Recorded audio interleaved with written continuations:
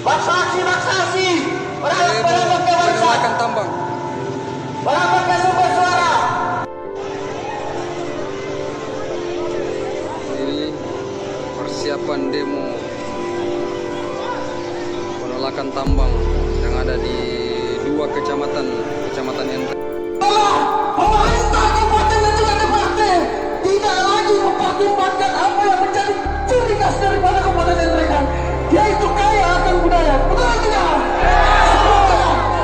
Lagi-lagi saya menegaskan bahwa tidak ada asal dalam penolakan dan juga Pemda untuk bagaimana membenarkan apa yang kemudian menjadi aktivitas perusahaan tambang itu sendiri. Betul tidak? Sehingga lagi-lagi kami minta bahwa tolong perwakilan rakyat, tolong Bupati Kabupaten Ngendrekan untuk bagaimana mencabut isi tambang yang ada di Kabupaten Selatan. Apa sebelumnya, sampai tiba-tiba sekitar 1 bulan atau 2 bulan yang lalu ada surat datang mau audiens investor, belum ada Pak. Mari kita sama-sama mulai dari sekarang bagaimana melihat betul permasalahan ini. Karena kalau kita sampaikan ke itu, sampaikan apa yang saya tidak tahu sebelumnya.